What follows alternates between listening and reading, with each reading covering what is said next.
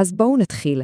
היום אנחנו נכנסים לעומק של אחד המשלים הכי עוצמתיים, הכי מטלטלים שאפשר למצוא במקורות.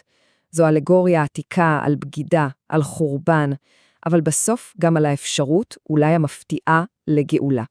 טוב, אז יאללה, בואו נצלול פנימה. מה שעומד לפנינו זו נבואה מספר יזקאל, והיא לא פשוטה בכלל. היא משתמשת בדימויים מאוד חריפים, כמעט גרפיים, כדי לתאר מערכת יחסים עם אלוהים. חשוב להגיד, זה לא טקסט קל לעיכול, אבל הוא ממש קריטי כדי להבין את הדרמה הרוחנית שבליבת המקורות האלה. צריך להבין, הסיפור הזה הוא לא סתם סיפור על עיר, על גיאוגרפיה. הוא מוצג לנו ממש כמו דרמה אישית, טרגדיה של ממש, סיפור על מערכת יחסים, על בגידה ועל ההשלכות הנוראיות שלהן. וכדי באמת להבין את עומק השבר, את עומק הבגידה שמתוארת פה, חייבים להתחיל מההתחלה. הנבואה ממש בונה את כל מערכת היחסים הזאת בין אלוהים לירושלים, כמו קשר נישואין. וההתחלה, באופן מפתיע, היא לא סיפור של כוח ועוצמה, אלא סיפור של חסד. חסד טהור.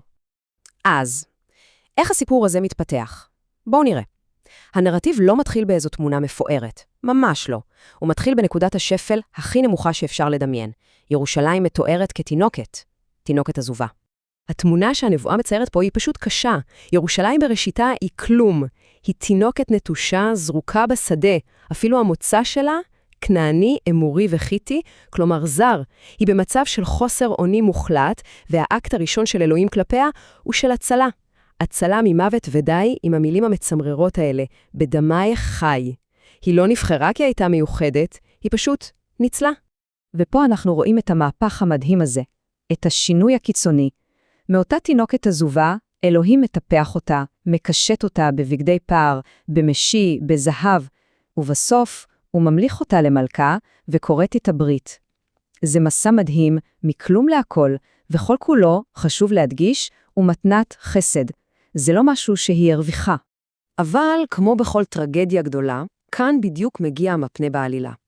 דווקא המתנות האלה, היופי, המעמד, כל מה שהיא קיבלה בחסד, הופכים לכלי הבגידה שלה. והאלגוריה כאן משנה כיוון בצורה חדה. הנביא משתמש בדימוי הכי קשה שיש, דימוי של זנות, כדי לתאר את הבגידה.